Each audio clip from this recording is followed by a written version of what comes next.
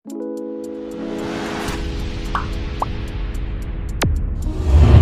Friends, welcome back. നമ്മളിന്ന് നോക്കാൻ പോകുന്നത് ടെലിഗ്രാമിനെ കുറിച്ചിട്ടാണ്.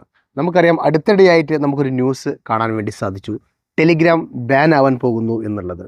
ഇന്ത്യയിൽ 5 ദശലക്ഷത്തിലധികം യൂസേജ് ഉള്ള പ്ലാറ്റ്ഫോമാണ് ടെലിഗ്രാം.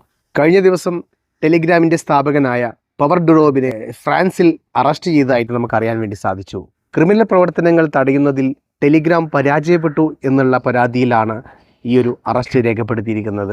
ഈ ഒരു കാരണത്താൽ തന്നെ ടെലിഗ്രാമിനെ കുറിച്ച് ഇന്ത്യയിലും പരാതികളുണ്ടായിരുന്നു. കൂടുതൽ അന്വേഷണം ഇന്ത്യയിലേക്കും വ്യാപിച്ചിട്ടുണ്ട്. ഇതിൻ്റെ പശ്ചാത്തലത്തിൽ ടെലിഗ്രാമിനെ കുറിച്ചുള്ള അന്വേഷണം ഇന്ത്യയിലും ആരംഭിച്ചിട്ടുണ്ട്.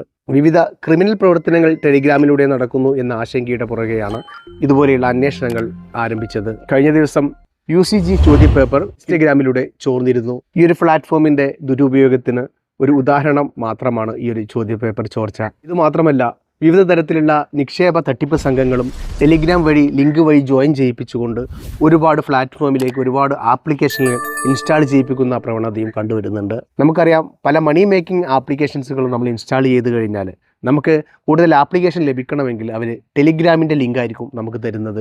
ആഭ്യന്തര മന്ത്രാലയത്തിന് കീഴിലുള്ള ഇന്ത്യൻ സൈബർ സെൽ കോർഡിനേഷൻ സെന്ററും ഇലക്ട്രോണിക്സ് ആൻഡ് ഇൻഫർമേഷൻ ടെക്നോളജി സെന്ററുമാണ് ഇതിനെക്കുറിച്ചുള്ള അന്വേഷണം നടത്തുന്നത്.